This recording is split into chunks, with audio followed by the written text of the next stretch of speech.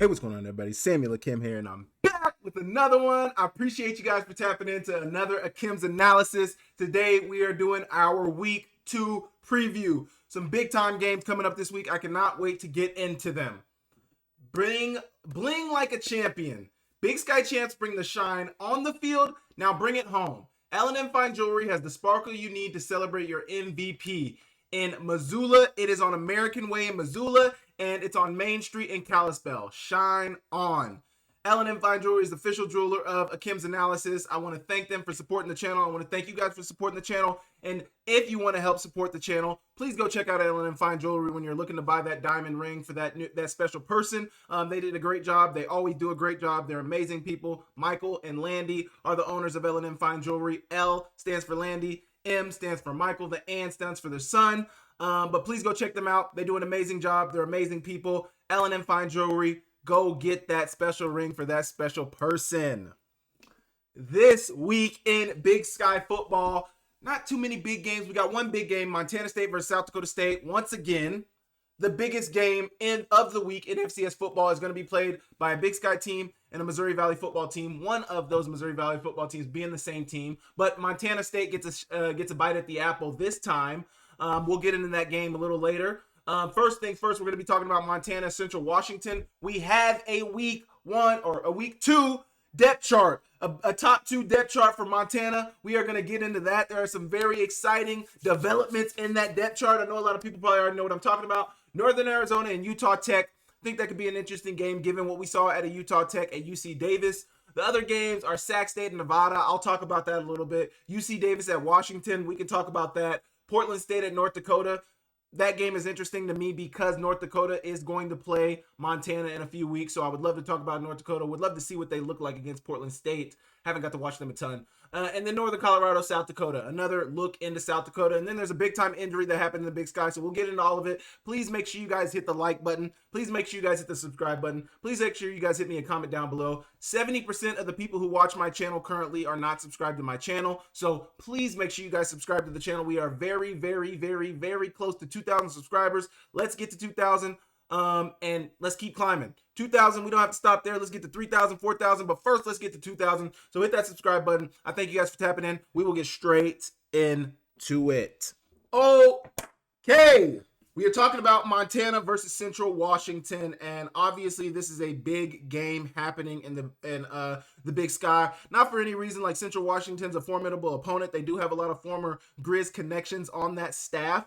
But the reason Montana versus Central Washington is exciting is because it's the first time we're going to get to see the 2025 Montana Grizzlies. So it's been a long offseason. There was a lot of talk after last season about the quarterback position, about other things that are going on with their school. I mean, at Montana, there's a whole lot of conversations going on in Montana. And now we're going to get some answers to a lot of those questions and conversations that were being had. Most importantly, what will the 2025 Montana football team look like? So first thing I have pulled up right here is I have the Montana 2 deep depth chart, season opening depth chart right in front of us.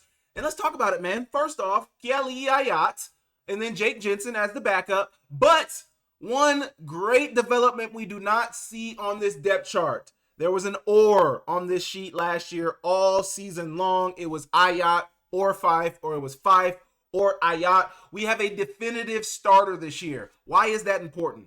Well, I think that's important for a peace of mind standpoint for Kiali Ayat.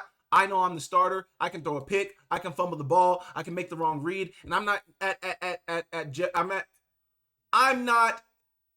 gosh, I can't even think of the word I'm trying to use. I don't have to get my job threatened if I make a mistake. I think that's one of the biggest things to help Ayat in his development is let him be the starter. This is something I said all off season. If Ayat is your guy, let him know he's your guy. Go into the week 1 with him as the starter. Keep him as the starter. Let him mess up. I mean, that is how you develop young quarterbacks. You don't develop them by putting them in and putting them out, like putting them in and taking them out. You leave him in, let him mess up, let him learn on the job, man. Some of the best learning. I mean, this is Coach Houck's quote. Coach Houck says this: "You get better at football by playing football." Ayat is not going to get better on the bench. Ayat is not going to get better by you pulling him out every couple seconds when he messes up. Ayat is going to get better by messing up and sticking in it when things aren't perfect. And that's ultimately going to make the team better as well. So exciting development from the quarterback position to see that they're sticking with one quarterback this year. From the receivers, you got Blake Bohannon, Jordan Dever as his backup at the X position, Brooks Davis, LaKeldrick Bridges as his backup at the Z position. And then at F in that slot, you got Michael Wortham as the starter, Drew Deck as his backup. A lot of these positions, I think I had Brooks and LaKeldrick Bridges early on in camp, who I thought would be the starters. I am not surprised at all to see Blake Bohannon starting. He's a senior. Coach Houck really values his seniors, values guys who have time put in. But also another thing that I'm pretty interested and excited to see is the fact that Brooks Davis, I mean, that was somebody I saw last year in the 2024 season. It was last year in the 2024 season. At the beginning of the season, I saw him. I thought he looked like he was going to be a good player. Exciting to see him get the start as a redshirt freshman. I mean, if you know anything about Coach Houck is not sold on always playing young players. Junior Bergen did it because he had to. Xavier Harris did it because he had to. There's been times Eli Gilman, I think, did it because I don't even think, Eli played as a redshirt freshman. He didn't play as a true freshman, but I don't know. You don't see a lot of young guys make the two deep often. I mean, if they do make the two deep, they're usually the backup. I don't remember a lot of times when a freshman was starting for Houck, but we get to see that this year. So Brooks Davis gets to start at Z, Michael Wortham at F, Evan Schaefer, your starting tight end, Josh Gale, your backup tight end. I believe Josh Gale is the Davis transfer. Eli Gilman, your starting running back, Malai Fonoti. It says it right here. Malai Fonoti.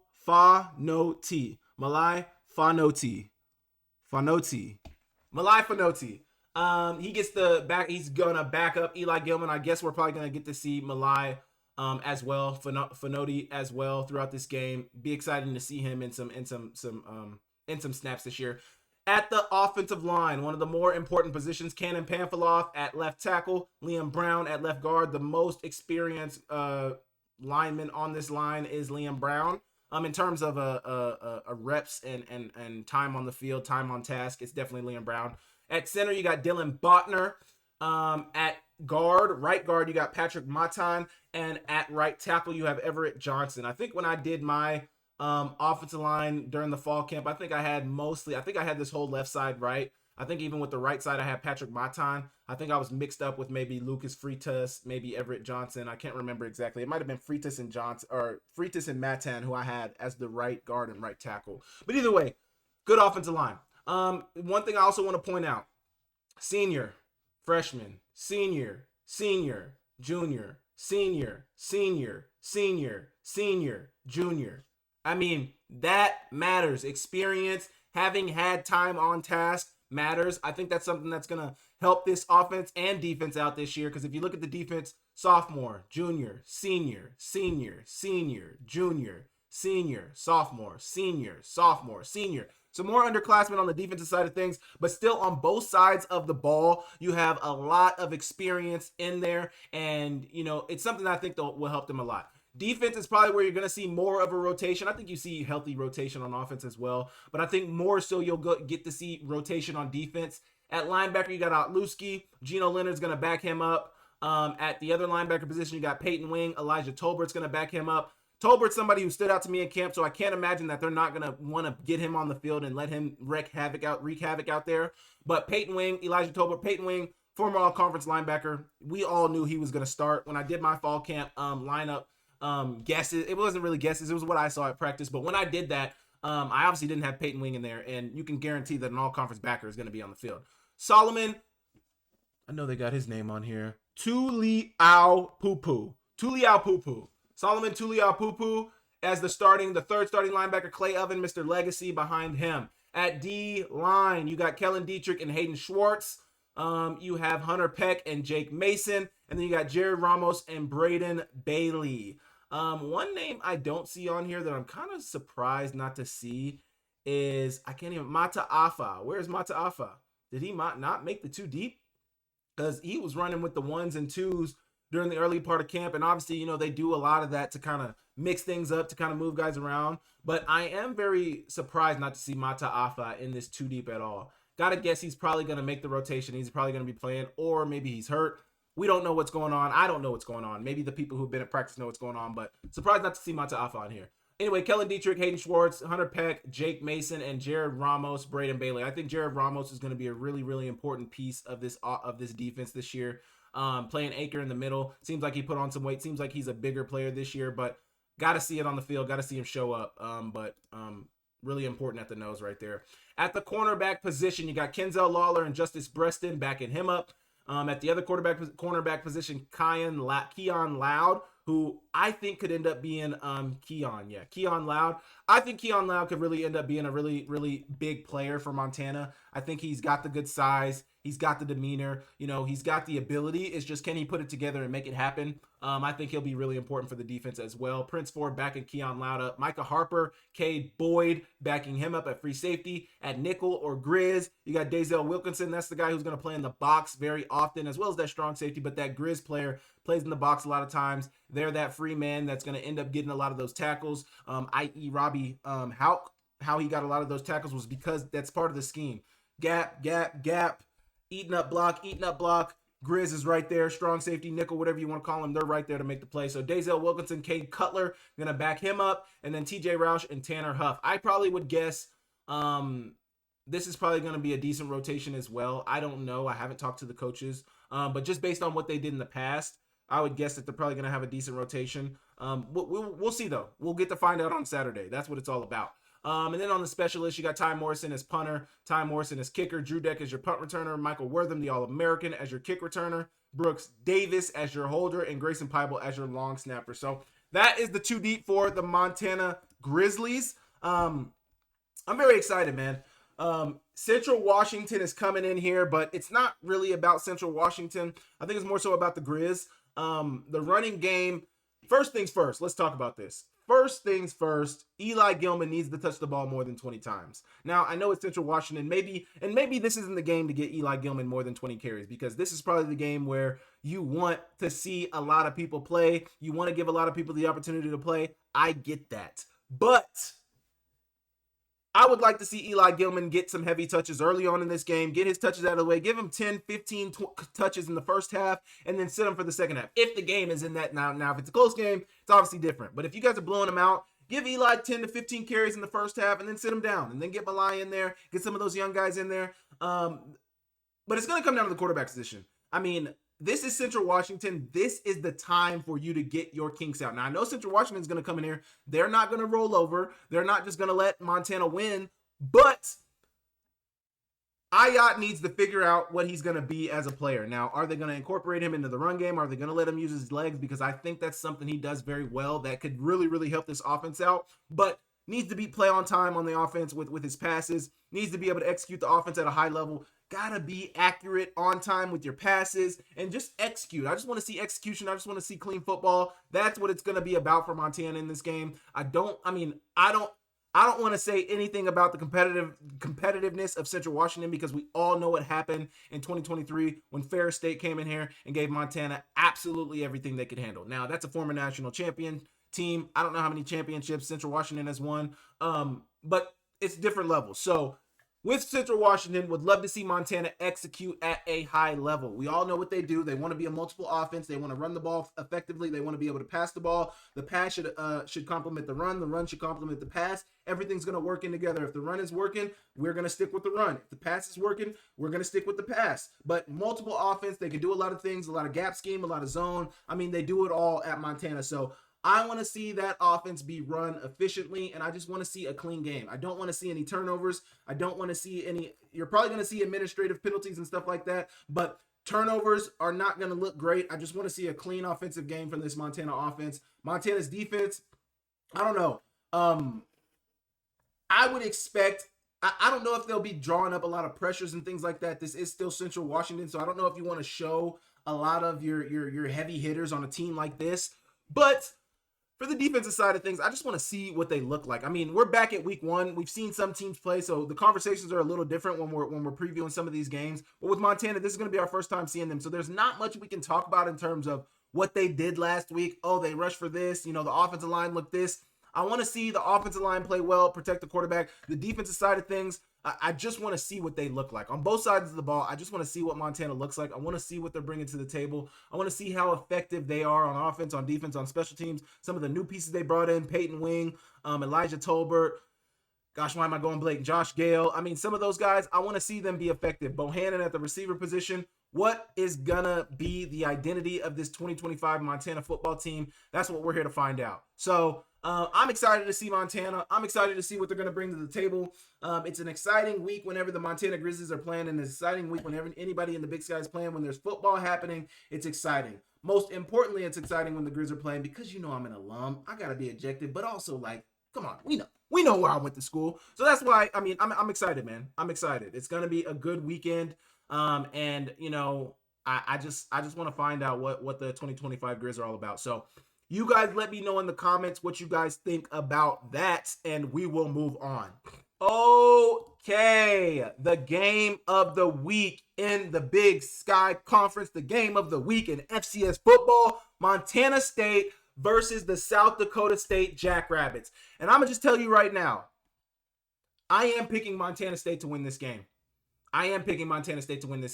I would probably leave it at like 3-7 within a score. It's going to be within a score, but I have Montana winning this game. I watched the film of their game last week. I like what they brought to the table. It's so hard to analyze that Oregon game because Oregon, I mean, turn on the All 22. That's all I got to tell you. I can't really explain it to you if you haven't watched the All 22.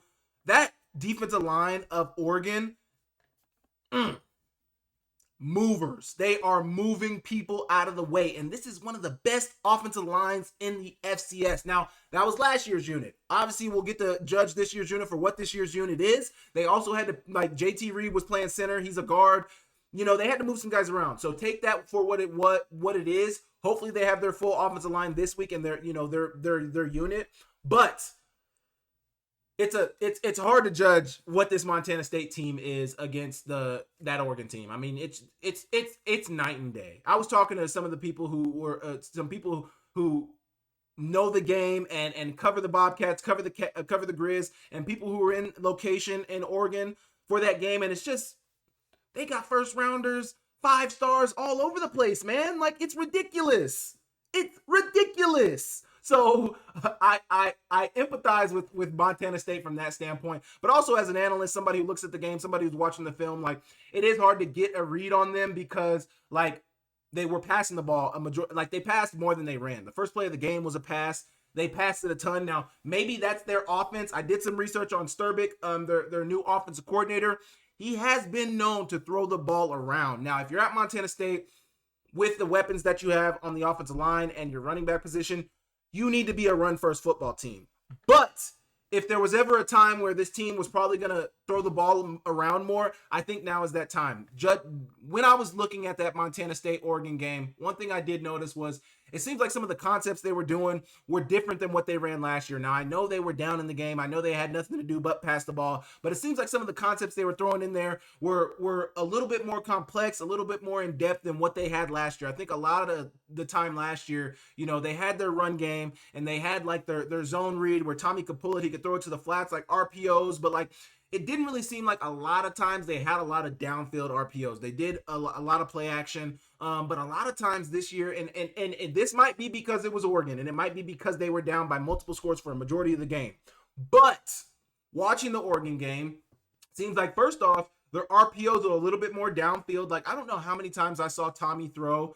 They ran a slant to Taco Dowler, and he caught this more than once. But his RPO, they're running zone on the inside, and Lampson can pull it out and throw the slant in the slot to Dowler, or whoever the slot receiver was. A lot of times it was Dowler. But I don't know how many times I saw that. I think a lot of the times the RPOs that Montana State was running last year was like Tommy is scrambling to the left or running to the left. He pulls it out of the running back's belly. He's running to the left, and he's just going to dump it off to the flats. Now, they did do that on Saturday with Lampson as well. But I have a feeling that we might see a little bit more of a more complex passing game than what we saw in previous years with Tommy Mellott.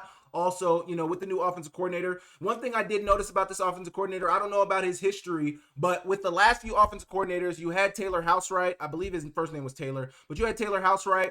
And then the next year, the last couple of years, you had Tyler. I'm blanking on his last name, but you had Tyler as offensive coordinator. Both of them came from the same tree. when you're looking at it coming with Sturbig, their new offensive coordinator, he is not from their tree. He's coming from Colorado School of Mines. He was a former head coach at Colorado School of Mines. He was an offensive coordinator at Colorado School of Mines. I mean, and his offenses were high flying. Now, they had some talent there relative to, I think they played D3, D2. Relative to the level that they are playing, they had some talent because they had a 1,400-yard running back, 2 1,000-yard receivers, one over 1,300, one over 1,400. They had a 4,700-yard passer. I mean, did I say 13,000?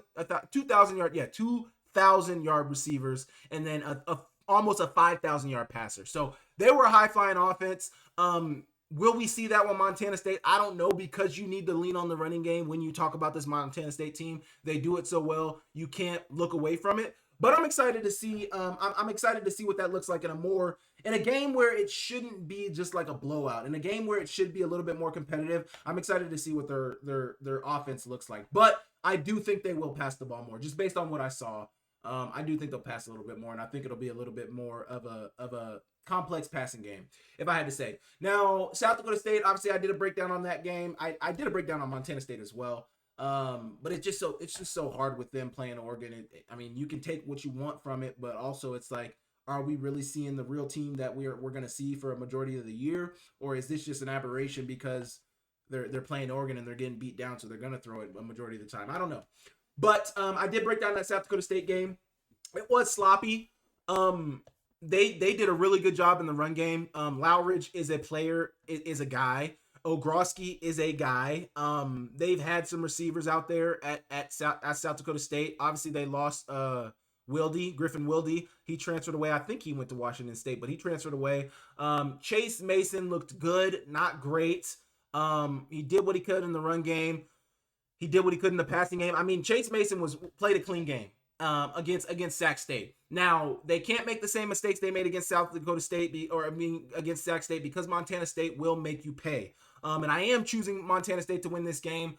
The only thing that I think would really, like, South Dakota State, I think, is better defensively than Montana State. Now, that's not to say Montana State is not good, but I think South Dakota State is going to have a better defense than Montana State will have. At least at this moment, we don't know. We'll have to see. We haven't seen them against somebody outside of Oregon, so this game will be a really good judgment for us. But I think South Dakota State will have a better defense. Where I think Montana State can get them, where I think Montana State is better is, we've only seen a small sample size of Lamson, but I think Lamson's going to do a lot of good things for this offense. I think he can use his legs as well as anybody. Not as good as Tommy Mellott, but I think, he's probably near or close to Chase Mason with using his legs. Maybe not. Maybe Chase Mason's a little ahead of him. But, I think Lamson's going to be very serviceable at using his legs. I think his arm looks pretty good. I think he was pretty dang accurate in most of his passes. He was 23 for 31, so I think he's around 60% completion percentage, somewhere around there. But he didn't play bad. He didn't play bad by any stretch. I thought he looked good in the passing game. So I'm excited to see that. But South Dakota State, Chase Mason is going to have to play a clean game. South Dakota State's offense is going to have to play a clean game. Despite all the mistakes they made, say what you want, this South Dakota State team only put up 20 points against Sac State. And, Sac State, I think Sac State has a pretty good defense. They were getting after the quarterback a ton, bringing the blitz. I mean, they looked good. But to have the lead for the whole game and to be put in position as many times as they were put in a position, to have as many bites at the apple as they had, to only put up 20 points in that game does make you pause and say, well, what is it about this offense? I mean, they ran the ball. Their top rusher had 22 carries, 159 yards. Their top receiver only had 76 yards. They didn't have an 100-yard receiver. Quarterback only threw for 190. So if I had to pick out a place where they would probably get hurt at, is maybe in the passing game. Now that's gonna lead us to, what does the DBs of Montana State look like? Like, how are they playing? Obviously, they played Oregon last week, so that's not a good judgment of what they did. But I'm interested to see what this game is going to look like. But I am planning my flag for this week with the Montana State Bobcats. I think they're going to get the job done at home. That's another thing that leads me to my decision making, is they are playing at home. So yeah, you guys let me know in the comments what you think about this. But I think I would give Montana State the edge. I'll be interested to see how it plays out. But you guys let me know in the comments what you think about that, and I will move on.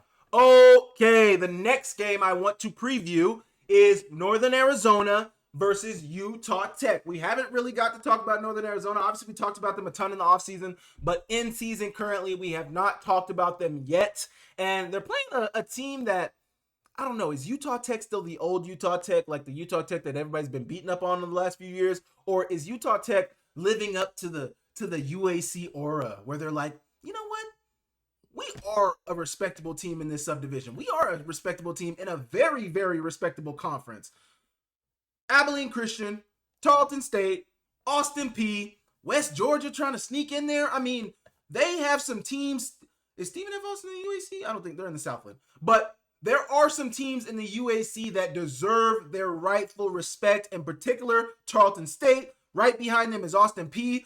They are coming. Utah Tech, mind you, is in that conference. So I think there's been a little bit of rubbing off of the UAC aura onto Utah Tech. Now, they did concede a big lead last weekend. I think they were up 24-7 at one point in that game. They ended up losing. I'd have to pull them up. I think they ended up losing that game 31-24. So yeah, after they got up 24-7, they did not put up another point, which is concerning. Their quarterback was 24 for 39, 2 interceptions, 222 yards. Ty Pennington on the other side of things was 22 of 35, 1 touchdown, 204 yards. They played Arizona State though. Their rushing game was not there, and Utah Tech's rushing game was not there against UC Davis. And I mean, any good football team is going to have to run the ball. I think NAU was a decent running team last year, a better than decent running team last year. I think that's something that they're going to need to lean on in this game in order to be who they want, in order to, I mean, I don't know. I think this is going to be a good game. I think it could be a sneaky good game. That's why I wanted to preview it. But you don't know. You just don't know. You just don't know. But Utah Tech is I think they're improving, man. I think Utah Tech is improving because previously in a game like that, like you would have never even seen Utah Tech up 24-7. When have we seen Utah Tech up 24-7 on anybody? So the fact that they were up 24-7 on one of the top teams in the country says they are coming. But can they beat NAU? I don't know about that. I would definitely pick NAU to win this game. I'd probably pick them to win by a score or two.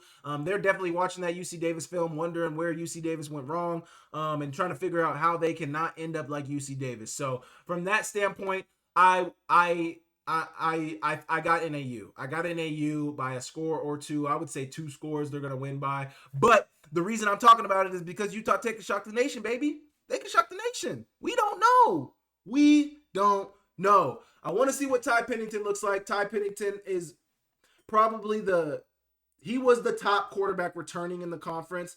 Outside of Jordan Cook. I mean, Jordan Cook didn't start last year for whatever reason, so that is what it is.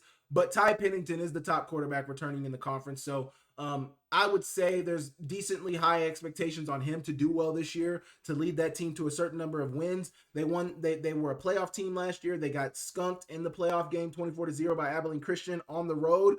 But if NAU is going to be any type of good team this year in the Big Sky Conference, it's going to start with Ty Pennington. So it really needs to start there, and I'll be excited to see what he's able to do. Decent number of new pieces at NAU as well in terms of the receiver position.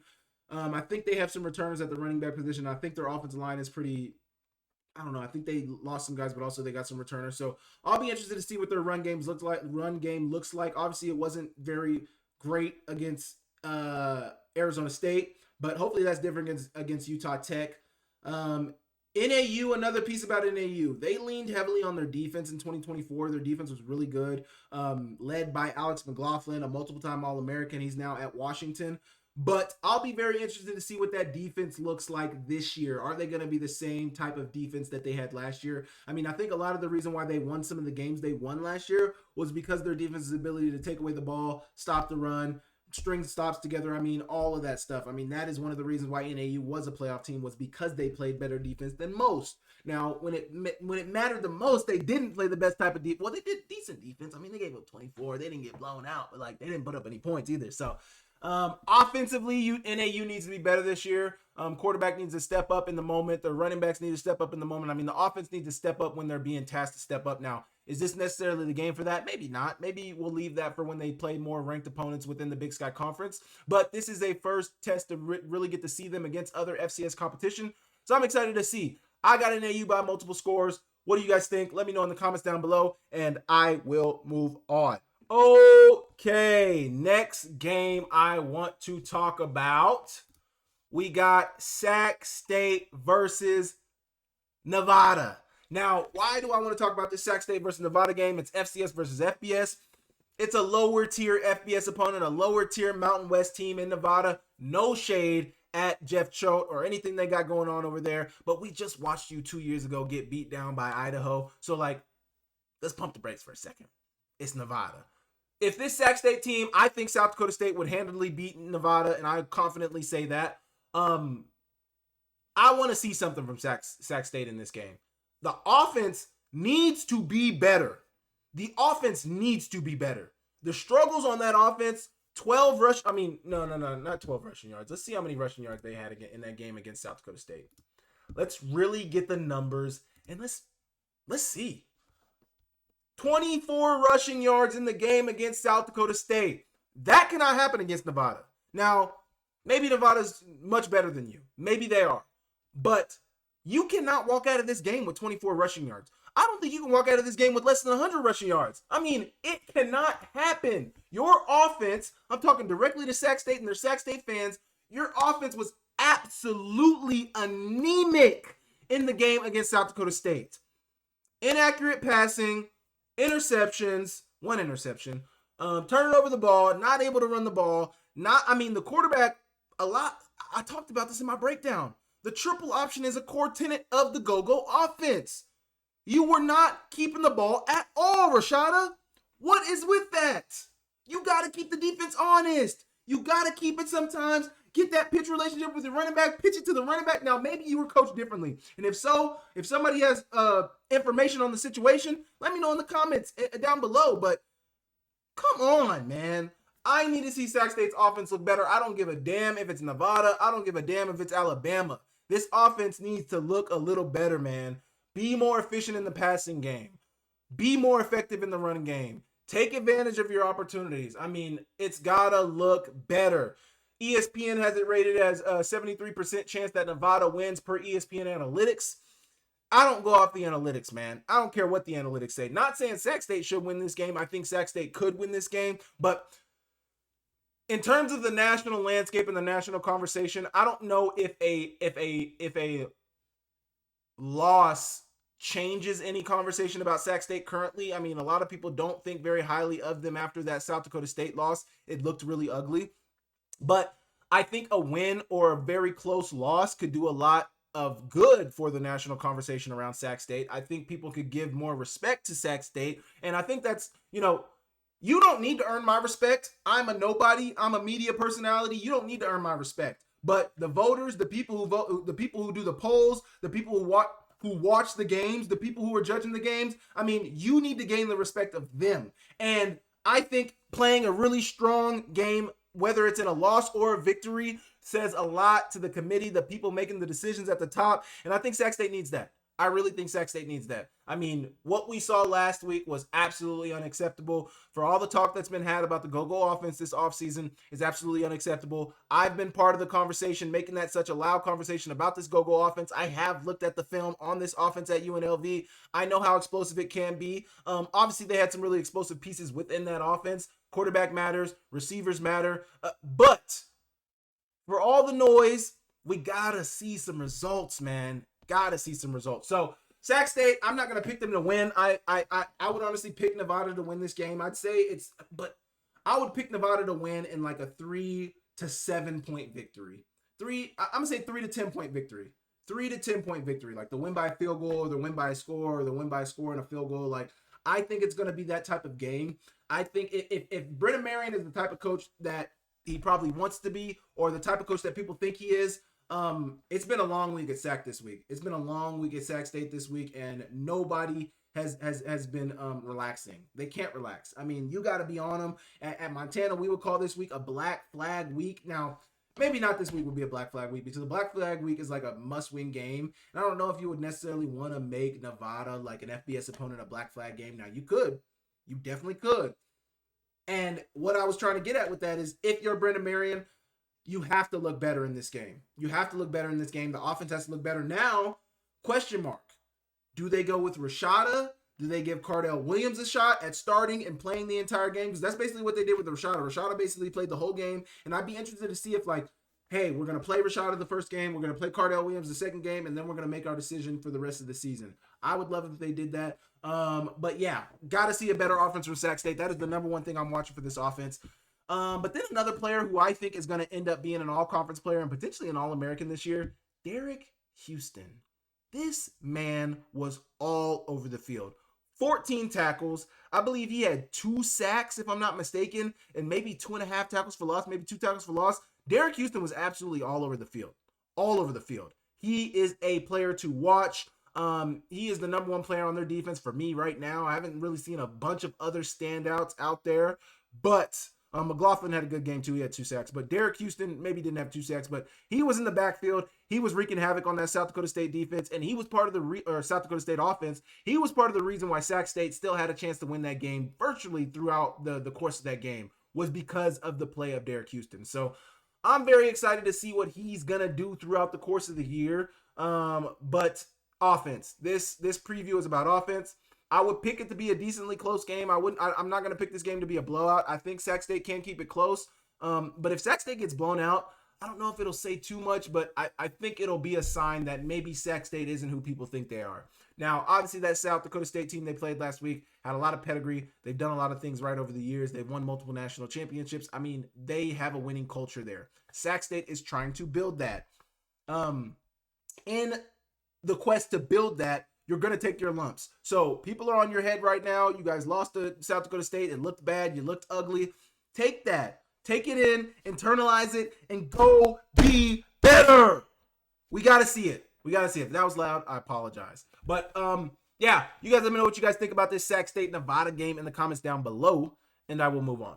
Okay, the last game I wanted to preview and talk about is Idaho versus St. Thomas, Minnesota Tommies. This game will be played in the Kibbe Dome. They just won. St. Thomas just won against Lindenwood 35-13 last week. They're in the Patriot League, a non-scholarship league, but they're a school, private school. That's a decent amount of money. With this Idaho squad, man, I want to see. And before I started my week 2 preview, I actually was just watching the All-22 offensive film of Idaho versus Washington State, and that is a game that Idaho was very, very close to winning. It doesn't tell you a lot, but it does tell you a lot. Obviously, that's an FBS opponent. That's a Pac-2 team. Idaho being able to hang in there with Washington State, despite them having Jimmy Rogers and a bunch of new FCS transfer guys. Those are still that's still an FBS school. They still have more scholarships than Idaho, and Idaho went toe-to-toe with them. So Josh Wood clearly showed that he can run the ball. 101 rushing yards, 12 carries, 101 rushing yards. One thing he did not show us is that he can use his arm at a high level. Now he's 12 for 20, 33 passing yards. I, for the life of me, after watching the film, cannot understand how he only had 33 passing yards. It seems like he had way more than that. Now, I don't know if they had a play that went backwards, like a backwards pass that ended up getting batted back or something, but 33 yards seems off to me, so I can't find a reasoning for that. But their leading receiver only had 26 receiving yards as well. So in the passing game, I need to see them be better.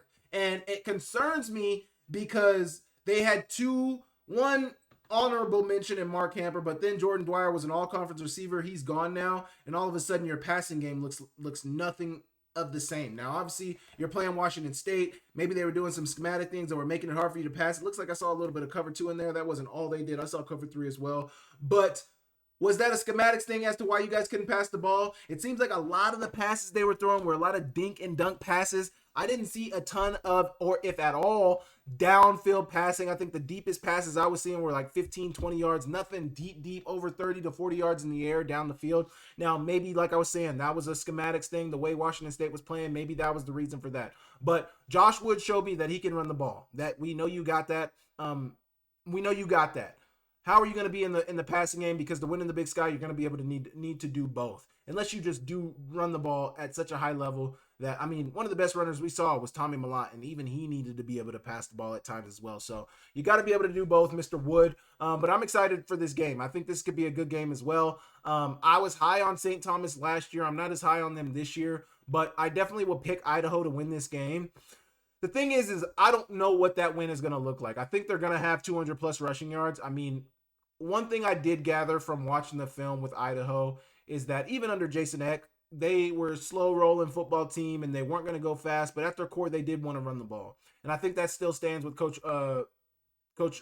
Ford at the helm as well. I think they still want to run the ball. He was a former running backs coach. I don't know what position he played when he played the game, but I think at their heart, they do want to run the ball. And with Josh Wood and what he can do with his legs, I think that lends itself to helping them out on offense. So I would say that Idaho is probably going to win this game by at least 7 to 10 points. I don't know if I would put a specific score or spread on there or whatever on it, but I would pick Idaho to win this game by at least 7 to 10 points if I had to guess. But I think it could be a sneaky good game. I know I said that last week about Southern Utah and Idaho State, and it was a blowout for Southern Utah.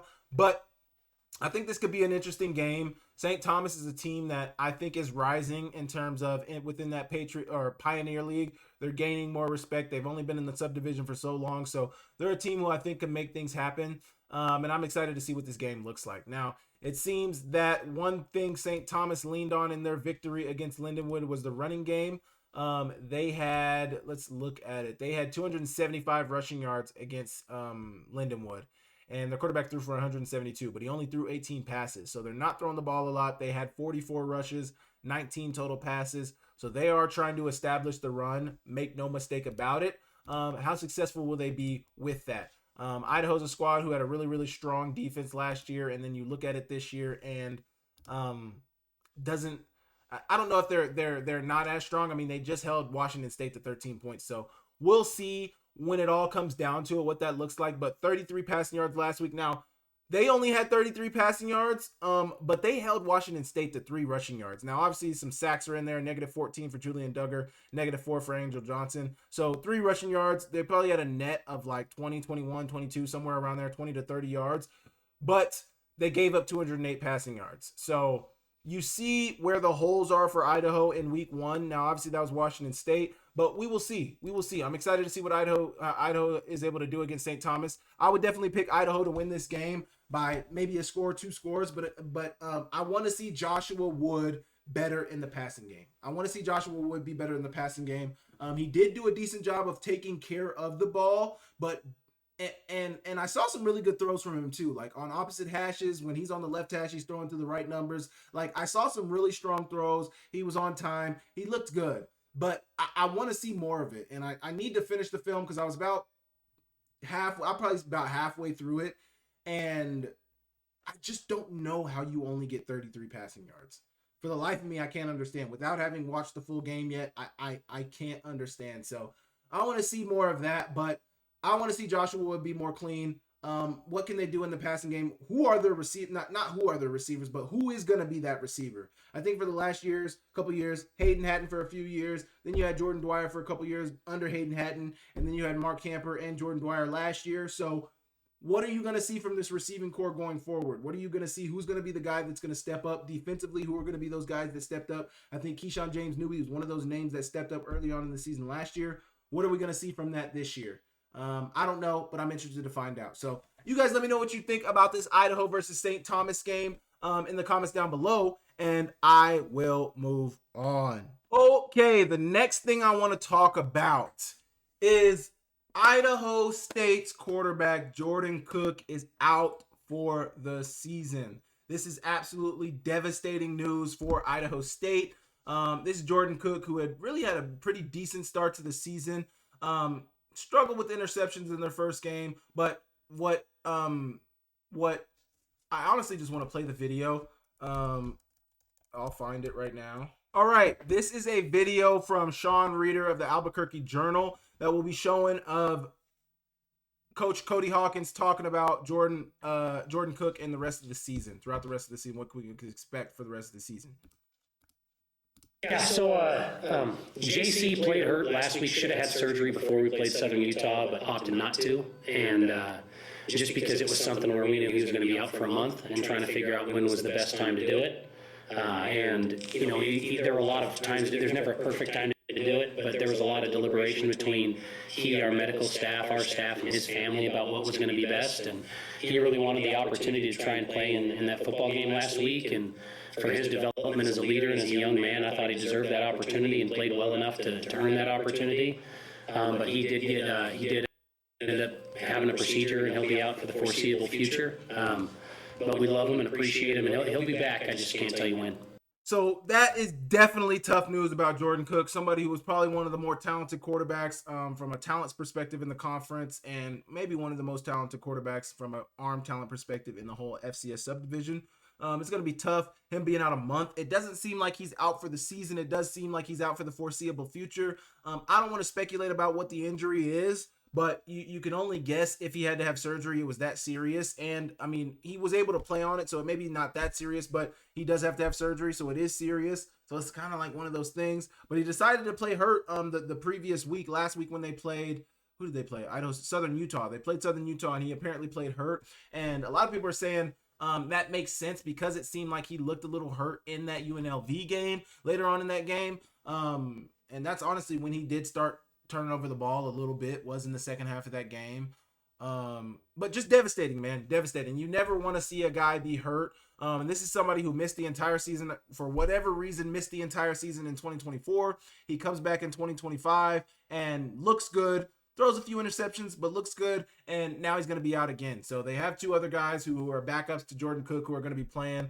But just devastating, man. Devastating news for the Big Sky. Devastating news for Jordan Cook and his family, his wife, everybody involved. So hopefully he has a speedy recovery. Wishing him all the best and hoping he's back. You guys let me know what you guys think that'll do for Idaho State. I mean, they're already 0-2, and their defense hasn't looked very great. But you guys let me know in the comments down below what you think, and I will move on.